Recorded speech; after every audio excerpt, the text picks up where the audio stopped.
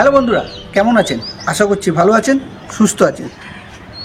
আজকে চলে এলাম ইন্ডিয়া আর বাংলাদেশের যে ফুটবল ম্যাচ হয়েছিল সেই ম্যাচ নিয়ে কিছু আলোচনা।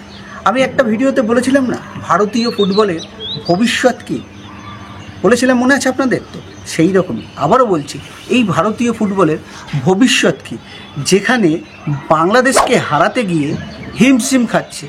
অন্য কোনো দেশের সঙ্গে খেলতে গেলে তো সাতবার ভাবতে হবে ভারতকে এই টিম নিয়ে। কারণ আপনারা দেখেছেন আগের দিনের বাংলাদেশ বলতে গেলে অসাধারণ পারফরমেন্স করেছে, কিন্তু সেই জায়গায় ম্যাচ আপনারা যারা যারা দেখেছেন বলুন তো, ম্যাচ দেখে এটা কি ভারত ফুটবল খেলেছে, নাকি জেতার জন্য নেমেছিল, নাকি হারার জন্য নেমেছিল? যদি Shubhasish Chakraborty goal line save না করতো তাহলে কিন্তু ভারতকে হারতে হতো। বিশাল ক্যাট লাস্টে যে গোলটা বাঁচিয়েছে, সেই গোলটা না বাঁচালেও কিন্তু ভারতকে লজ্জার হারতে হতো। যদি এই ম্যাচটা আপনারা দেখে থাকেন, বলুন তো কার পারফরমেন্স কোথায় আছে? কোচ মেনালো মার্কোস কাকে খেলালো, কোন পজিশনে খেলালো? মেনালো মার্কোস কি একবারও ভেবেছিল এই যে আমাদের মেনালো মার্কোস মহেশকে কখন নামালো? শেষের দিকে। মহেশ কি প্রথম টিমে থাকতে পারে না? মহেশের যে থ্রু পাসগুলো সেগুলো কি কাজে লাগানো যেত না? কাদেরকে খেলালো? গোয়ার প্লেয়ারগুলোকে বেশি প্রাধান্য দিল প্রথমার্ধে থেকে, ফার্স্ট হাফ থেকে গোয়ার প্লেয়ারদের প্রাধান্য দিল। তো কোচকেও তো ভাবতে হবে ম্যাচটা জেতার জন্য। সুনীল ছেত্রী অবসর ভেঙে এসে কী খেললো? ওই যে বলটা বাড়িয়েছিল মহেশ, বলটা খালি গোলে রাখতে হতো হেড করে, সেই হেডটাও করতে পারলো না। বেঞ্চে গিয়ে বসে সুনীল ছেত্রীর মুখটা দেখার মতো ছিল। হ্যাঁ, চেষ্টা করেছে, বলবো না চেষ্টা করেনি, চেষ্টা করেছে, কিন্তু সব কিছু ঊর্ধ্বে ছিল হামজার পারফরমেন্স। আমি তো বলবো হামজা যে পারফরমেন্সটা করেছে, যে ইংলিশ প্রিমিয়ার লিগ খেলে এসছে, যে বড় ক্লাব খেলে এসছে, সেটা কিন্তু সে দেখিয়ে দিল।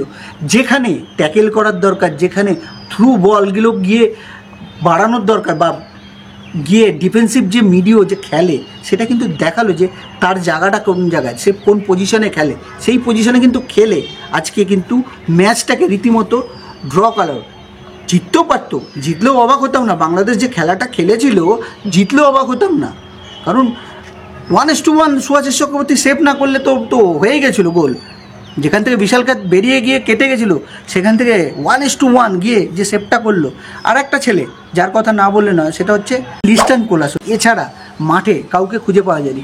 মহেশ নামার পর যদিও একটুখানি থ্রু বলগুলো দেখতে পাচ্ছিলাম, বা বল যেগুলো পাসিং বাড়ানো, গোলের যে বল বাড়ানোর, সেটা একটু হলেও দেখতে পেয়েছি। তার আগে এই টিমকে দেখে মনে হয়নি গোল করবে, বরঞ্চ গোল খাওয়ার ভাগ্য ভালো যে গোল খায়নি, বাংলাদেশের কাছে হারতে হয়নি। বলতে গেলে নৈতিক জিত বাংলাদেশেরই জিত। কারণ এই টিম নিয়ে ওদের র্যাঙ্ক আর আমাদের র্যাঙ্ক কোথায় 126, কোথায় 187।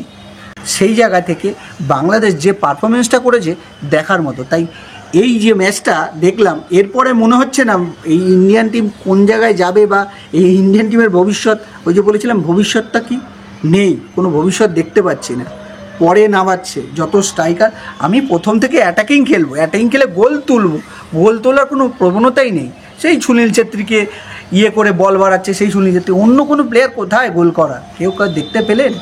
কেউ এসে গোল করার মতো জায়গায় ছিল? কেউ ছিল না। তাই হামজা চৌধুরী কিন্তু সে তার জাত চেনালো, যে সে কত বড় মাপের একজন ফুটবলার, দেখিয়ে দিয়ে গেল। একা দলকে নেতৃত্বও দিল সেইভাবে, কোথায় বল খেলাতে হবে, কোন প্লেয়ারকে দিয়ে বল ধরাতে হবে, ছাড়াতে হবে, গোলকিপারকে বলে বল পজিশন করাচ্ছে। টিমকে যে চালনা করে ক্যাপ্টেন হিসাবে, না ক্যাপ্টেন আম্বায়ার না পড়লেও একজন এমন নেতা থাকে, বা একজন এমন ফুটবলার থাকে, সেই রকমের ফুটবলার হলো হামজা, যে পুরো টিমটাকে অসাধারণভাবে চালনা করলো। আর এইটাই বলা হচ্ছে পারফেক্ট পারফরমেন্স শুধু নিজে করলে হবে না, পুরো টিমকে তুলে নিয়ে গিয়ে পারফরমেন্স করাতে হবে। আর বাংলাদেশের দুর্ভাগ্য যে ওই গোল লাইন সেভটা হচ্ছে শুভাশিস বোস করে ফেললো, নাহলে বাংলাদেশ হয়তো 1-0 গোলে জিতে যেতে পারত। তাহলে কিন্তু চুনকালিটা ভারতের মুখেই পড়তো। যাই হোক বন্ধুরা, ভিডিওটা কেমন লাগলো অবশ্যই বলবেন। ভিডিও যদি ভালো লাগে আমাদের সঙ্গে থাকবেন, লাইক শেয়ার অবশ্যই করবেন, আর কমেন্ট বক্সে আপনার গুরুত্বপূর্ণ মতামত দেবেন। এই ভারতীয় টিম এর আগে যে ভিডিওটা করেছিলাম আমি, সেটা কি ঠিক বলেছিলাম তো? এই ভারতীয় টিমের ভবিষ্যৎ কি? ভবিষ্যৎ খুবই অন্ধকার, কারণ হোস্ট কান্ট্রি ছাড়া ভারতবর্ষ জীবনে কোনো দিন ওয়ার্ল্ড কাপ খেলতে পারবে না, এইটুকু আমি বলে রাখলাম এখন থেকে। হ্যাঁ, আপনারা বলবেন ভবিষ্যৎবাণী করছেন, না, এই পারফরমেন্স দেখার পর ভারতীয় ফুটবলের উন্নতি হবে না, অবনতিই হবে। ভারতীয় ফুটবল এগাবে না, যেখানে ছিল সেখানেই দাঁড়িয়ে থাকবে, বরঞ্চ আরও ডাউন হবে, ডাউনফল হবে, কোনো দিন ওপরের দিকে যাবে না। তো বন্ধুরা, কেমন লাগলো এই ভিডিওটা? আশা করছি ভালো লেগেছে। ভালো লাগলে আমাদের সঙ্গে থাকবেন, লাইক শেয়ার অবশ্যই করবেন।